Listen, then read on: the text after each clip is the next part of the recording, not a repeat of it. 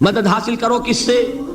صبر سے اور نماز سے۔ ان اللہ مع الصابرین، جان لو کہ اللہ تعالیٰ صبر کرنے والوں کے ساتھ۔ اور سنیے اب یہ آیت اہم ترین ہے صبر کے موضوع پر۔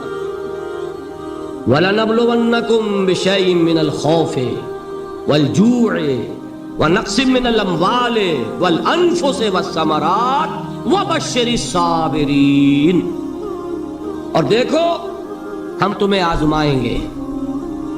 وَلَنَبْلُوَنَّكُمْ، ہم لازماً آزمائیں گے تمہیں، بِشَيْءٍ مِّنَ الْخَوْفِ، خوف کی کیفیت طاری کر کے، والجوع، بھوک، فقر اور فاقہ، ونقص من الاموال، مالی نقصان، والانفس، جانی نقصان، والثمرات، اور ثمرات، پھلوں اور میووں کا نقصان۔ میرے نزدیک یہاں پر ثمرات کا مفہوم ایک اور بھی ہے۔ ایک تو صاف تھا کھجور کی فصل تیار ہے، غزوہ تبوک جانے کا حکم مل گیا، کون اتارے گا؟ اور کھجور وقت پر اتری نہیں، برباد ہو جائے گی۔ یہ ہو رہا ہے نا میووں کا نقصان۔ اور میرے نزدیک یہاں یہ بھی ہے، بسا اوقات بہت سی محنتوں کا نتیجہ انسان دیکھتا ہے کہ ضائع چلا گیا، میں نے 10 سال محنت کی، حاصل کوئی نہیں نکلا۔ یہ ثمرات کیا ہے؟ محنتیں، محنتوں کے ثمرات کا ضیاع۔ کوشش آپ نے کی، قسمت کی خوبی دیکھیے، ٹوٹی کہاں کمن، 2-4 ہاتھ جب کے لبے بام رہ گئے۔ Be prepared. ایک شاعر کے یہ اشعار ہیں، وہ کمیونسٹ تھا، میں نام بھی نہیں لیتا، لیکن یہ کہ یہ اسی انقلابی، چونکہ ان کا بھی ایک انقلابی نظریہ ہے، انقلابی عمل میں یہ سارے مراحل آتے ہیں۔ کوئی سیٹ بیک آیا، فرض کیجئے کوئی ناکامی ہو گئی، تو اپنے ساتھیوں کو دل بدھانے کے لیے یہ فصل امیدوں کی ہمدم اس بار بھی غارت جائے گی، سب محنت صبحوں شاموں کی اب کے بھی اکارت جائے گی۔ میرے نزدیک یہ ثمرات کا جو لفظ یہاں آیا ہے، وَنَقْصٍ مِّنَ الْأَمْوَالِ وَالْأَنفُسِ وَالثَّمَرَاتِ، سب محنت صبحوں شاموں کی اب کے بھی اکارت جائے گی۔ دھرتی کے کونوں کھدروں میں پھر اپنے لہو کی کھاد بھرو، پھر مٹی سینچو اشکوں سے، پھر اگلی رت کی فکر کرو، پھر اگلی رت کی فکر کرو، جب پھر ایک بار اجڑنا ہے۔ ایک فصل پکی تو بھر پایا، تب تک تو یہی کچھ کرنا ہے۔ ایک مقصد ہے سامنے، انقلاب برپا کرنا ہے۔ ایک کوشش ناکام ہو جائے کوئی پرواہ نہیں، نیکسٹ، پھر تیار رہو ناکامی کے لیے۔ ایسا نہ ہو جو انگریزی میں کہتے ہیں hope for the best but be prepared for the worst. ایسا نہ ہو کہ دوسری مرتبہ ناکام ہو کے بددل ہو جاؤ، تمہاری ہمتیں جواب دے جائیں۔ نہیں، پہلے سے تیار رہو کہ دوسری مرتبہ بھی ناکامی آئے تو آئے، لیکن جب تک کہ کامیابی حاصل نہیں ہوتی ہمیں یہ کام کیے چلیں۔ صبر کا مادہ نہیں ہوگا تو آپ کام نہیں کر سکیں گے۔ اور اسی کا ایک دوسرا رخ ہے، جب آپ دعوت حق کے لیے کھڑے ہوں گے، پہلا قدم کیا آتا ہے؟ استہزاء، تمسخر، مذاق اڑانا، جس کی میں مثال اب دینا چاہتا ہوں محمد الرسول اللہ صلی اللہ علیہ وسلم کی شخصیت سے۔ دیکھیے ہم کیا اور ہماری بساط کیا، ہم کیا مبلغ ہوں گے، کیا داعی ہوں گے، ہمارے اپنے دامن پر داغ ہوتے ہیں، لیکن یہ کہ محمد الرسول اللہ کے دامن پر کوئی داغ تھا؟ ان کو تو سارے مکے والے الصادق الامین کہتے تھے، نہایت محبوب شخصیت تھے۔ ان کے لیے تو جا صادق، جا الامین، یہ الفاظ سننے میں آتے تھے، آنکھوں کا تارا۔ لیکن جب آپ نے دعوت اب شروع کی، اب قرآن مجید میں دیکھیے، کسی نے کہا مجنون ہو گئے، دماغ خراب ہو گیا، پاگل ہو گئے، اجی شاعر ہے، کچھ شعر توڑ لیتے ہیں، ہم پر بہت جماتے ہیں۔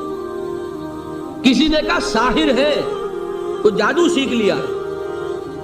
یہاں تک کہ ایسے بدبخت بھی پیدا ہوئے، قرآن میں ہے ساحر کذاب، سحر کرنے والا جادوگر نہایت جھوٹا۔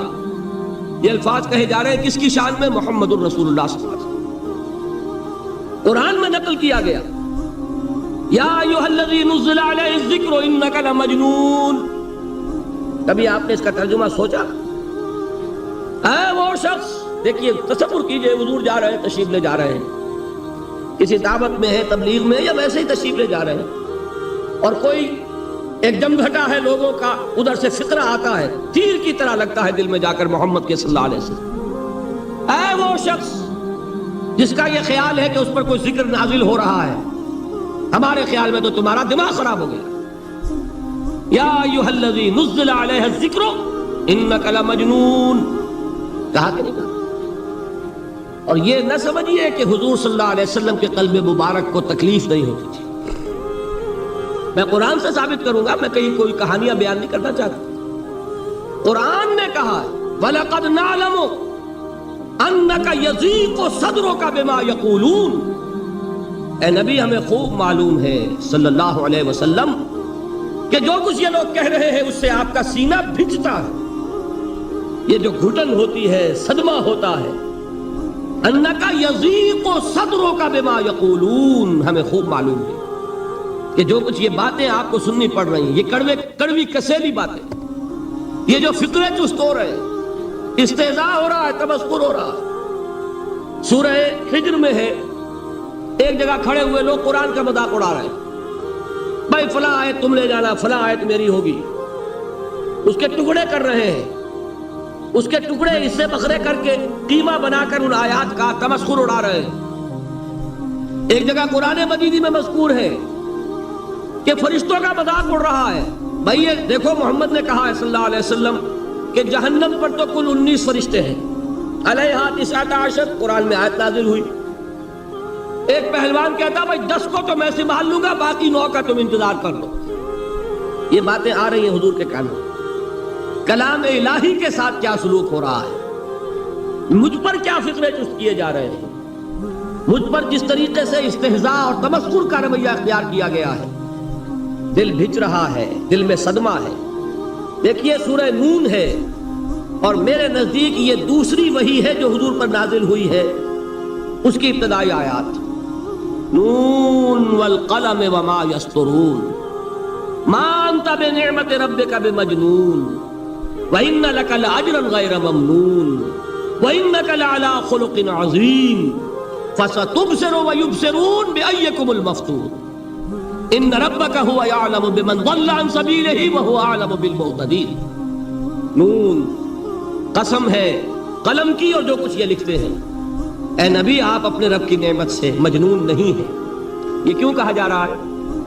حضور کو جو صدمہ پہنچا ہے وہی نازل ہوئی ہے دل جوئی کے لیے، تسلی کے لیے۔ آپ کیوں برا منا رہے ہیں؟ اے نبی آپ کیوں صدمہ اور رنج اور اندوہ محسوس کر رہے ہیں؟ ان بدبختوں کے کہنے سے کوئی آپ مجنون ہو جائیں گے؟ مانتا بنعمت ربک بمجنون وَإِنَّ لَكَ لَأَجْرًا غَيْرَ مَمْنُونٍ، آپ کو جو یہ صبر کرنا پڑ رہا ہے، آپ کو جو یہ جھیلنا پڑ رہا ہے، اس کی وجہ سے آپ کو وہ اجر ملے گا جس کا سلسلہ کبھی منقطع نہیں ہوگا۔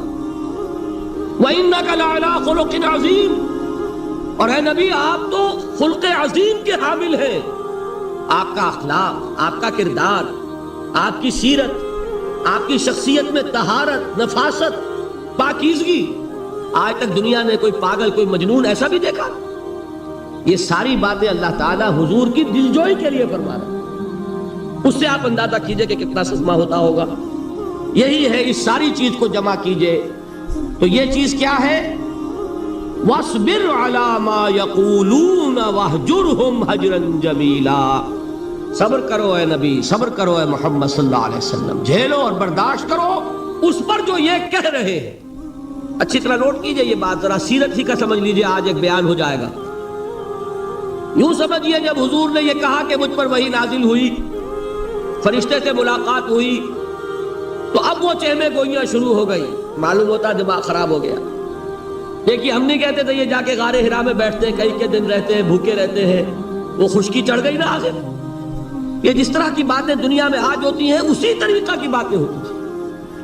عتبہ ابن ربیعہ ایک مرتبہ آتا ہے، کیونکہ قریش کے بڑے لوگوں میں سے تھا، تو قریب آ کر بڑی اپنائیت کے ساتھ، بڑی شفقت کے ساتھ، بڑے بزرگانہ انداز میں کہتا ہے بھتیجے حضور سے، بھتیجے اگر واقعی کسی بد روح کا سایہ ہو گیا ہے تم پر، وہ آسیب آ گیا ہے تو مجھے بتا دو، میرے بہت سے عاملوں سے تعلقات ہیں، میں کسی کو بلا کر یہ تمہاری بد روح دور کر دوں گا۔ اب آپ سوچئے کیا بیتی ہوگی حضور کے دل پر۔ یہ وہ کیفیات ہیں، اور یہ نوٹ کر لیجئے 4 برس تک یہی شکل رہی ہے، مخالفت اسی نوع سے ہوئی ہے جس کو کہتے ہیں فزیکل پرسیکیوشن، جسمانی تشدد، وہ پہلے 4 سال نہیں ہوا۔ اس کی وجہ کیا ہے کہ در حقیقت جب بھی کبھی کوئی ایسی دعوت اٹھتی ہے، اب مجھے اجازت دیجئے میں ایک لفظ انقلاب یہاں استعمال کر لوں، انقلابی دعوت۔ کل میں نے کہا تھا نا، ایک ہوتی ہے خالص مذہبی تبلیغ، ایک ہوتی ہے انقلابی تبلیغ۔ مذہبی تبلیغ کی سب سے بڑی مثال عیسائیت کی تبلیغ، اور انقلابی تبلیغ کی سب سے بڑی مثال اشتراکی تبلیغ۔ میں باہر سے مثالیں دے رہا ہوں، اندر سے نہیں دینا چاہتا۔ آگے یہ کہ یہ قدر گفتے ہیں، باقی فکر کن۔ آگے انسان اپنی عقل سے کام لے، سوچے، غور و فکر کرے۔ تو یہ انقلابی تبلیغ تھی محمد الرسول اللہ صلی اللہ علیہ وسلم۔ اور انقلابی تبلیغ کے اندر یہ بات جان لیجئے کہ پہلا رد عمل جو ہوتا ہے معاشرے کا، وہ یہ ہوتا ہے کہ کوئی ایسی بات گھبرانے کی نہیں ہے۔ ایک آدمی کا دماغ خراب ہو گیا ہے اور کچھ سر پھرے قسم کے چند نوجوان اس کے ساتھ ہیں، ایسی کیا بات ہے گھبرانے کی؟ مشت خاک ہے، بس ان کو چٹکیوں میں اڑاؤ۔ جو چٹکیوں میں اڑانا کہلاتا ہے نا، اسی کو قرآن مجید میں ایک اور جگہ کہا گیا ہے، یریدون لیطفئوا نور اللہ بافواہہم۔ یہ چاہتے ہیں کہ اللہ کے نور کو اپنے منہ سے بجھا دیں، پھونکے مار کے ہی بس۔ تو پہلا رد عمل جو ہوتا ہے ایک نظام کا، ایک کسی انقلابی دعوت کے خلاف، وہ رد عمل ہوتا ہے استہزاء، تمسخر، مذاق کرو ان کو، جس کو آپ انگریزی میں کہتے ہیں ڈی مورلائز کر دو۔ ان کی ہمتیں جو ہے وہ ٹوٹ جائیں، ان کو اس طریقے سے، اسی کا نام ہے آج کل کی اصطلاح میں کیریکٹر اسیسینیشن۔ ان کی شخصیتیں جو ہیں ان کو داغدار کر دو، ان کا اعتبار ختم کر دو، ان کا استہزاء کرو، تمسخر کرو۔ اور یہ میں آپ سے عرض کر رہا ہوں اس وقت ایک گونا فخر کے ساتھ اور اللہ تعالیٰ کا شکر ادا کرتے ہوئے کہ میں نے جو کام بھی کیا ہے اس وقت پاکستان میں، آپ نے اخبارات میں دیکھا ہوگا، بڑا دقیانوسی مولوی ہے، بیگمات کا رد عمل جو ہوا وہ آپ کے علم میں ہوگا۔ بڑے جو یہ جدید ہمارے روشن خیال قسم کے جو صحافی ہیں، اگر کہیں آپ نے پڑھا ہو جس طرح استہزاء ہوا ہے، جس طرح مذاق اڑایا گیا ہے، جو الفاظ استعمال کیے گئے ہیں، وہ میرے نزدیک بہت بڑی سند ہے جو اللہ کے ہاں جا کر پیش کروں گا کہ اللہ تیرے دین کے لیے۔ میں نے اپنے گھر سے کوئی بات نہیں کہی، میں نے جو بات کہی وہ جو شریعت محمدی کی بات ہے وہ کہی۔ اگر اپنی طرف سے کہیں ہو، کوئی اضافہ کیا ہو، تو اللہ تعالیٰ کی پھٹکار ہو مجھ پر اور لعنت ہو مجھ پر۔ لیکن اگر میں نے وہی کچھ کہا جو شریعت محمدی کا تقاضا ہے اور قرآن اور سنت کی بات ہے، تو پھر اگر مجھے کسی نے پاگل کہا اور کسی نے دقیانوسی کہا اور کسی نے اور فقرہ چست کیا، تو میں اس کے لیے، میں تو سمجھتا ہوں میرے لیے وہ سند ہے جو اللہ تعالیٰ کے ہاں میں جا کر پیش کروں۔ اور یہ جان لیجئے کہ وہی بات ہوتی ہے ہمیشہ، ہسٹری ریپیٹس اٹسیلف۔ وہ بات کریں گے جو حضور نے کی تھی، وہی رد عمل سامنے آئے گا جو اس وقت آیا۔ اس لیے کہ یہ تو جو انسانی مزاج ہے وہ نہیں بدلا، معاشرے کا انداز نہیں بدلا، وہ جو کام ہوگا اس کا رد عمل ابتدائی وہی ہوگا۔ اور اس میں در حقیقت امتحان ہوتا ہے صبر کا۔ کیا دل شکستہ ہو کر بیٹھ رہے گا انسان؟ ہمت جواب دے جائے گی، کمر ٹوٹ جائے گی، قوت ارادی اور عزیمت جو ہے مزمحل ہو جائے گی، پھونکوں سے چراغ بجھ جائے گا۔ یہ جو میں نے آیت آپ کو سنائی تھی، اس کا بڑی خوبصورت کے ساتھ ترجمہ کیا ہے مولانا ظفر علی خان نے کہ نور خدا ہے کفر کی حرکت میں خندہ زن، پھونکوں سے یہ چراغ بجھایا نہ جائے گا۔ یریدون لیطفئوا نور اللہ بافواہہم واللہ متم نورہ ولو کرہ الکافرون۔ یہ چاہتے ہیں کہ اپنے منہ کی پھونکوں سے اللہ کے نور کو بجھا دیں، حالانکہ اللہ تعالیٰ تو اپنے نور کا اتمام فرما کر رہے گا، خواہ ان کافروں کو کتنا ہی ناگوار ہو۔ اس کی ترجمانی ہے نور خدا ہے کفر کی حرکت پہ خنددن، پھونکوں سے یہ چراغ بجھایا نہ جائے گا۔ بہرحال اس مرحلے پر میں نے آپ کو 2 صبر بتائے۔ صبر کس چیز سے؟ اپنا کیریئر دنیاوی جو بھی آپ حاصل کر سکتے تھے۔ ذہین آدمی ذہانت لگائے گا تو دین کی دعوت دے گا ایٹ دی انٹلیکچوئل لیول۔ اور یہ بات جان لیجئے کہ یہ چیز دنیا میں کسی کمائی کا ذریعہ نہیں بن سکتی، اسے قربانی دینی پڑے گی کیریئر کی، اپنے مفادات کی، تب کام کر سکے گا۔ عام آدمی وقت لگائے گا، صلاحیتیں صرف کرے گا، اپنی وہی اس وقت سے اور توانائی سے پیسہ بنا سکتا تھا۔ آج کل تو آپ کو معلوم ہے کہ بڑی سادی ہو گئی ہے یہ حساب کتاب کی بات، بہت سادہ. ایک انسکلڈ لیبرر کا 1 گھنٹہ برابر ہے اتنے روپے کے، ایک سکلڈ لیبرر کا 1 گھنٹہ برابر ہے اتنے روپے کے.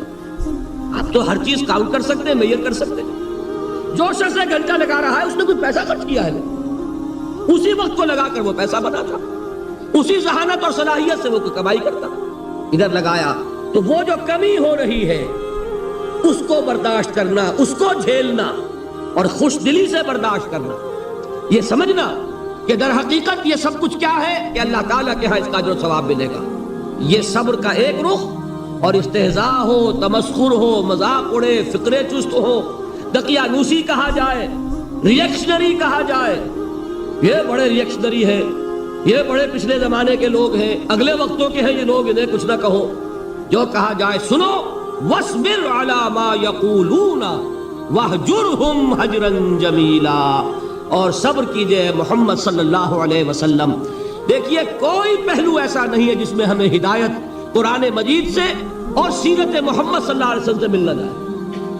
اگر اللہ تعالیٰ مقام دعوت پر فائز ہونے کی توفیق عطا فرما دے تو جو مرحلے پیش آئیں گے وہ آپ کو نظر آ جائیں گے سیرت محمدی میں صلی اللہ علیہ وسلم. اور اس وقت حضور سے جو کہا گیا اس سے آپ کے دل پر بھی، اس کے زخمی جو آپ کا دل ہے، آپ کے احساسات ہیں، اس پر مرہم رکھا جائے گا.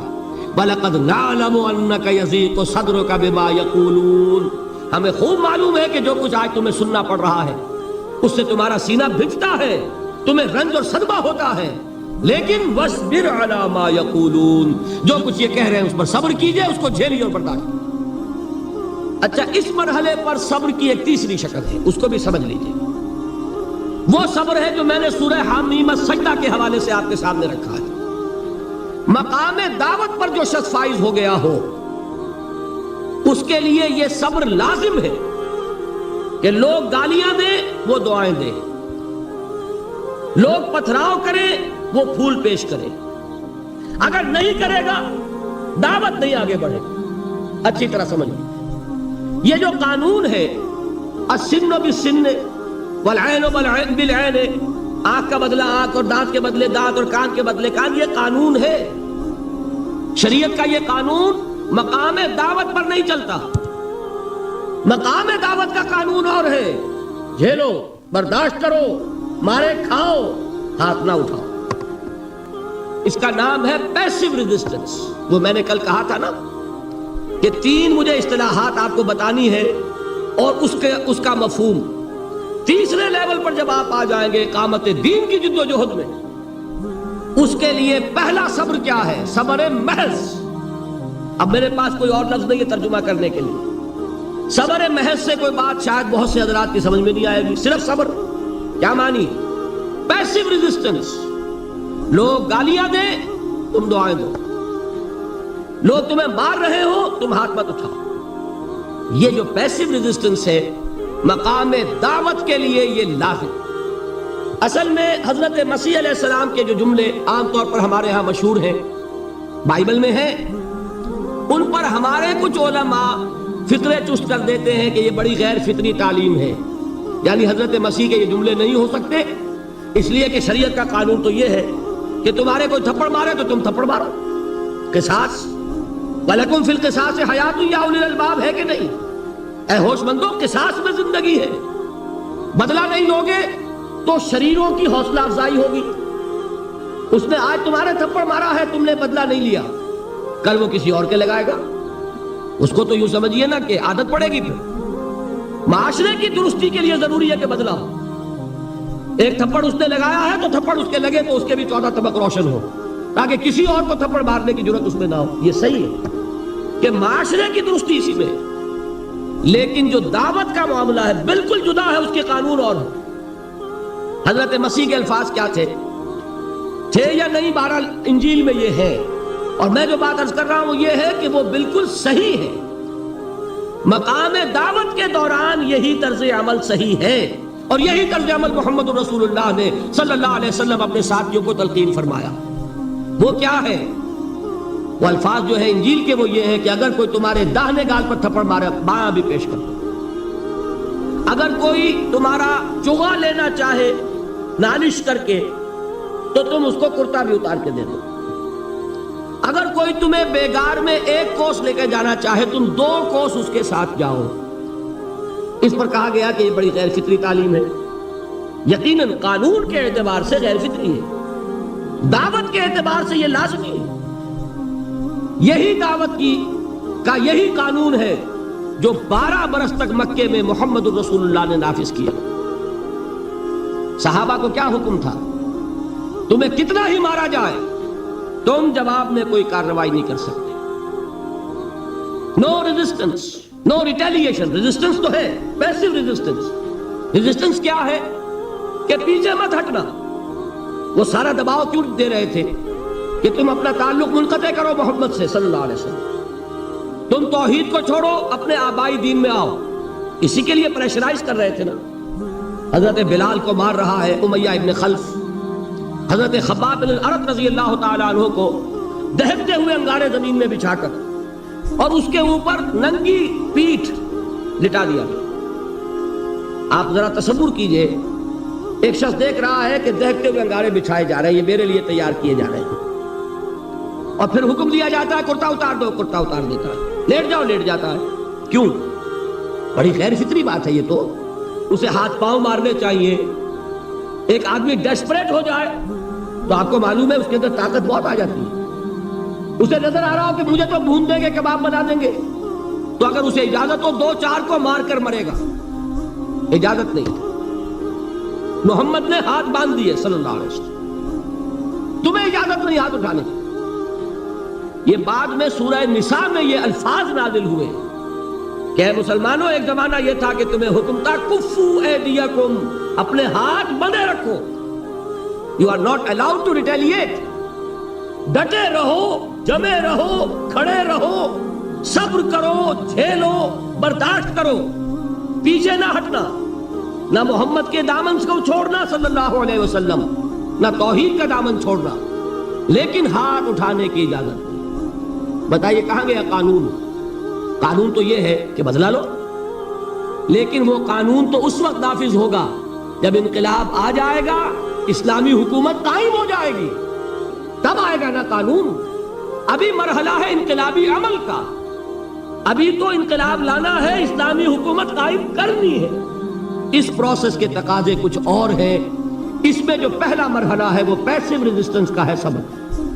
یہی وجہ ہے دیکھیے مکی صورتوں میں خود نبی اکرم صلی اللہ علیہ وسلم کو اتنے مختلف پیرایوں میں صبر کا حکم دیا گیا. کچھ مثالیں میں دے چکا ہوں. وَلِرَبِّكَ فَاصْبِرْ، اسی طریقے سے وَاصْبِرْ كَمَا صَبَرَ أُولُو الْعَزْمِ مِنَ الرُّسُلِ، اے نبی صبر کیجئے جیسے کہ صبر کیا ہمارے اولو العزم رسولوں نے. وَاصْبِرْ وَمَا صَبْرُكَ إِلَّا بِاللَّهِ، اے نبی صبر کیجئے اور آپ کا صبر تو اللہ ہی کے سہارے ہے.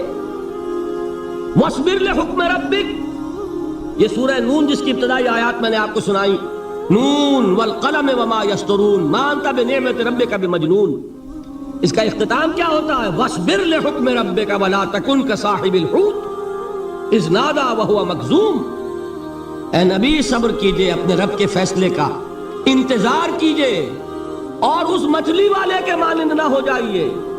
مچھلی والا کون؟ حضرت یونس علیہ السلام. مچھلی والے نے اپنے دینی حمیت اور غیرت جو تھی اس کی وجہ سے اللہ کے حکم کا انتظار نہیں کیا، اپنی قوم کو چھوڑ کر چل دی. نبی کا، رسول کا یہ معاملہ ہوتا ہے. جیسے کہ آپ کو معلوم ہے کوئی افسر ہے کسی حکومت کا، وہ اپنی پلیس آف ڈیوٹی کو نہیں چھوڑ سکتا. He must stick to his place of duty. بڑے افسرز کے لیے تو یہ بہت بہت اہم بات ہے. تو اے رسول، جہاں آپ کو ہم نے تعینات کیا ہے آپ وہاں سے ہل نہیں سکتے. کہ ذرا مخالفت ہوئی، لوگوں نے فقرے چست کیے اور آپ کہیں اور چل دیے، دفعہ ہوئیے، یہ بات نہیں سننا چاہتے میں کسی اور کو سناؤں گا. ہو سکتا ہے نا، ہم تو کرتے ہیں نا یہ، اس لیے کہ ہمیں تو اللہ نے کہیں تعینات تو نہیں کیا نا. اگر ایک جگہ کے لوگ بات نہیں سنتے، چلو بھائی ہم کہیں اور جائیں گے وہاں بات سنائیں گے. لیکن رسول کا معاملہ ہوتا ہے جو اس کی پلیس آف اپوائنٹمنٹ ہے، he cannot leave his place without the express permission of Allah subhanahu wa ta'ala. آپ نے یہ سنا ہوگا، سیرت کی تقاریر میں پڑھا ہوگا کہ مدینے کی طرف ہجرت کی اجازت حضور نے تمام صحابہ کو دے دی، خود منتظر رہے جب تک کہ اللہ کی طرف سے اجازت نہیں آتی۔ حضرت ابوبکر پوچھتے رہتے تھے حضور اجازت آ گئی کہ نہیں؟ نہیں ابھی نہیں آئی۔ حضور اذن آ گیا؟ نہیں آیا، ابھی نہیں آیا۔ حبشہ کی طرف سب کو بھیج دیا، اجازت دے دی جو جانا چاہے چلا جائے۔ حضور کی صاحبزادی جو حضرت عثمان کے نکاح میں تھی وہ بھی ہجرت کر رہی، لیکن حضور تو نہیں گئے۔ رسول نہیں چھوڑ سکتا اپنی جگہ کو، یہاں تک کہ تمام تقریباً صحابہ چلے گئے، حضور رہ گئے، حضرت ابوبکر رہ گئے، حضرت علی رہ گئے، اور حضرت ابوبکر پوچھ رہے ہیں بار بار اجازت آئی یا نہیں؟ نہیں ابھی نہیں آئی۔ حضرت عائشہ نے واقعہ بیان کیا کہ ایک روز اچانک دوپہر کے وقت ہم نے دیکھا کہ حضور نے اپنے پورے جسم کو ڈھانپا ہوا ہے، چہرے کو بھی کپڑے میں ڈھانکا ہوا ہے اور تشریف لا رہے ہیں۔ یہ اس میں تعجب کی بات یہ کہ عرب میں آج بھی آپ کو معلوم ہے کہ یہ چیز جو ہے ان کی روایات کے خلاف ہے کہ دوپہر کے وقت کوئی کسی سے ملنے جائے۔ یہ وقت جو ہے قیلولے کا ہے، آرام کا ہے۔ آج کل وہ عصر اور ظہر کے مابین کا وقفہ، تو این ٹھیک دوپہر کے وقت تشریف لائے حضور۔ آپ نے آ کے حضرت ابوبکر سے فرمایا کہ اجازت آ گئی ہے۔ اس میں ایک قصہ تھوڑا سا اور بتا دوں، بہت دلچسپ ہے اور بہت ہمارے لیے سبق آموز ہے۔ حضرت ابوبکر نے بہت خوش ہو کر ایک بات کہی، حضور میں نے 2 اونٹنیاں تیار کی ہوئی ہیں۔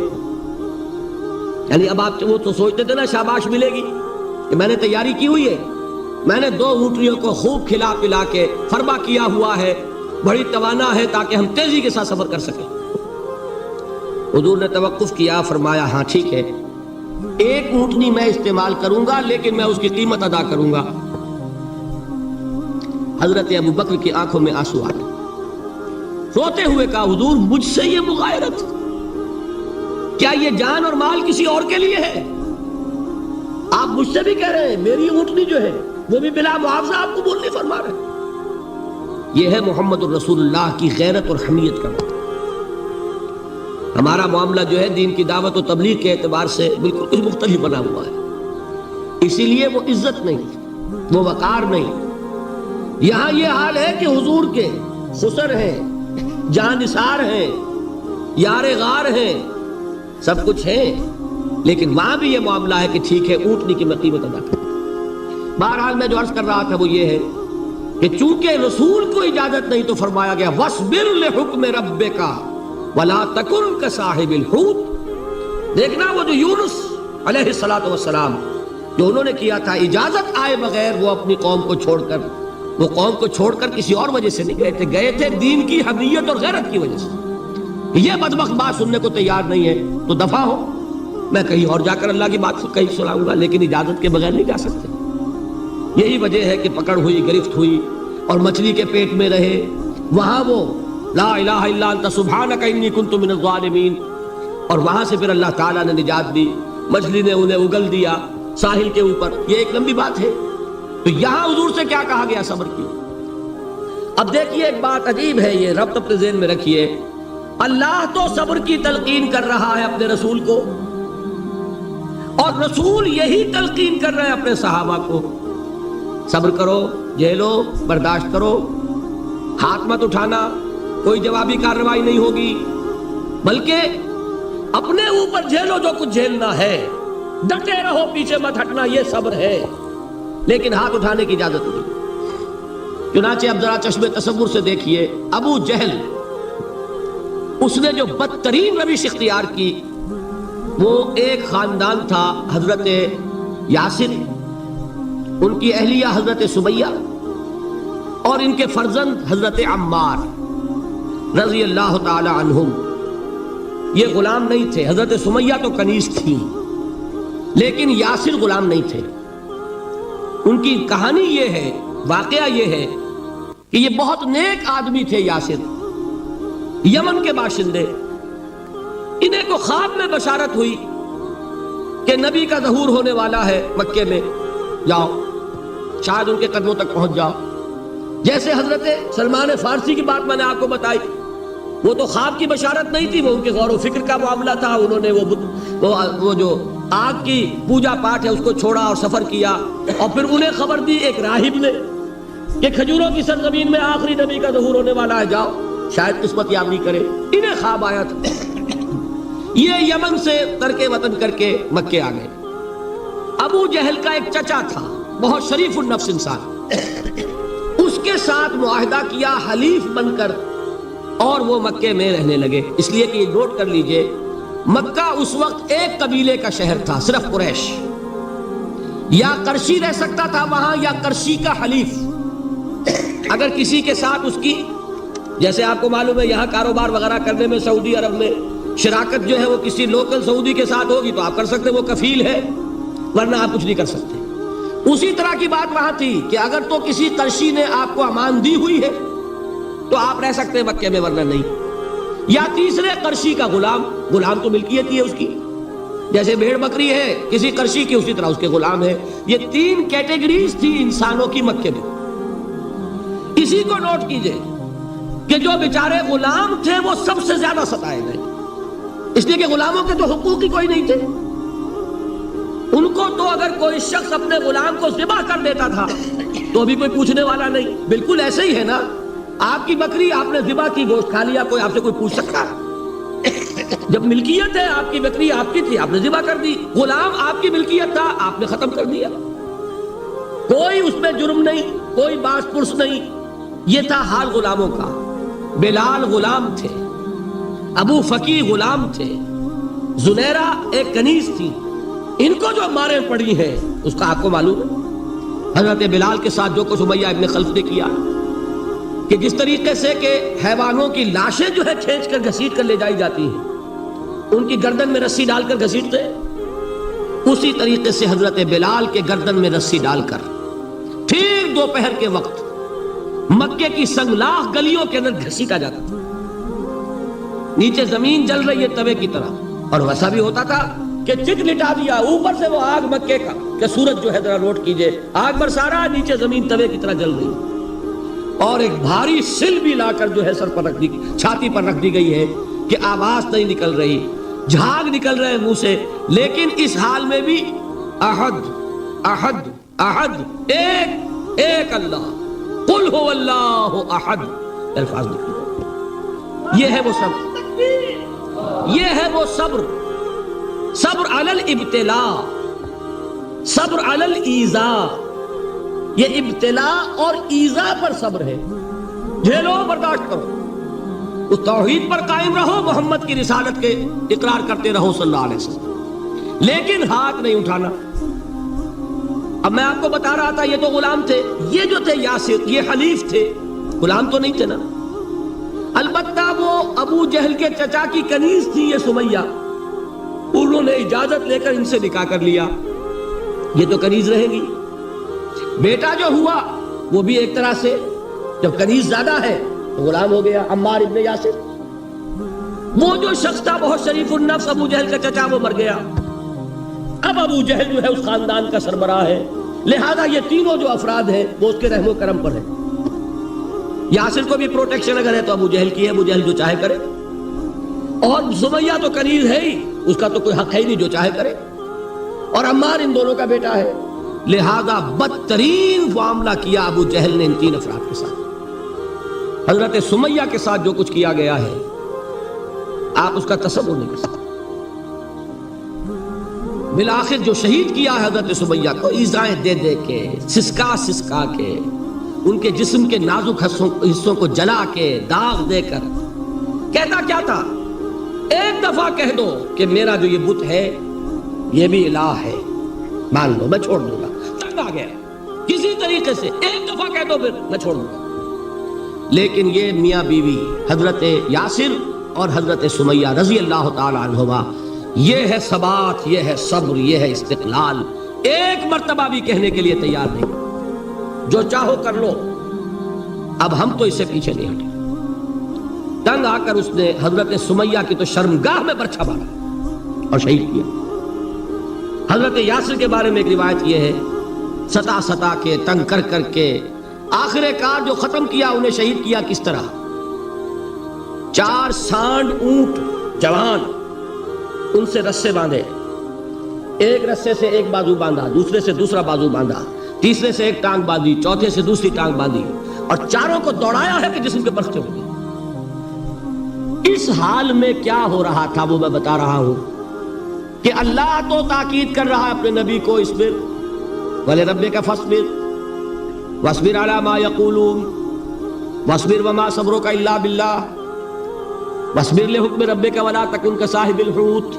اس وقت سامنے سے حضور گزرتے تھے جبکہ آل یاسر کے ساتھ یہ معاملہ ہو رہا ہے، کیا فرماتے تھے؟ اصبروا یا آل یاسر فَإِنَّ مَوْعِدَكُمُ الْجَنَّةُ، اے یاسر کے گھر والوں صبر کرو، جھیلو، اس لیے کہ تمہارے وعدے کی جگہ جنت ہے۔ اللہ تعالیٰ ادھر آنکھ بند ہوگی ادھر جنت میں تمہارا داخلہ ہو جائے گا۔ یہ ہے تواصوا بالصبر والعصر ان الانسان لفی خسر۔ یہ تواصوا بالصبر پر کون عمل کر رہا ہے؟ محمد الرسول اللہ صلی اللہ علیہ وسلم۔ اس میں بھی ایک بات ہے، وہ بھی سمجھ لیجئے، دین میں جہاں عظیمت ہے رخصت کا پہلو بھی ہے۔ یہ جو نوجوان تھے، یہ بوڑھے والدین کا تو وہ مقام ہے، یہ رتبہ بلند ملا جس کو مل گیا۔ ہر مدعی کے واسطے دار و رسن کہاں؟ حضرت سمیہ اور حضرت یاسر۔ نوٹ کیجئے، میں ایک اعتبار سے کہا کرتا ہوں، سید الشہداء یہ بنے کہ نہیں بنے، ان کو جو فوقیت حاصل ہوئی، الفضل للمتقدمین، سب سے پہلی جان دینے والی یہ خاتون اور سب سے پہلی جان دینے والا اللہ کے لیے، توحید کے لیے، محمد کی رسالت کے لیے صلی اللہ علیہ وسلم۔ دے تو بھی محمد کی صداقت کی گواہی۔ یہ صداقت کی گواہی دیتے ہوئے انہوں نے اپنی جانیں دے دی۔ لیکن جو نوجوان عمار ہے اس نے رخصت کی راہ اختیار کی، جھیلا نہیں گیا، برداشت نہیں ہو سکا، ایک مرتبہ کلمہ کفر زبان سے نکال دیا، ابو جہل نے چھوڑ دیا، لیکن اب پشیمانی طاری ہوئی ہے میں کیا کر بیٹھا۔ اس کے بعد انہوں نے اپنے آپ کو ایک ستون سے باندھ لیا کہ حضور ہی آ کر مجھے اگر یہاں سے کھولیں گے تو میں کھلوں گا، ورنہ میں یہی اپنے آپ کو ہلاک کر دوں گا، مجھ سے کیا ہوگا۔ حضور خود تشریف لائے، دست مبارک سے کھولا، کہا کہ یہ بھی دین میں اجازت ہے، کلمہ کفر کہہ کر جان بچا لینے کی اجازت ہے۔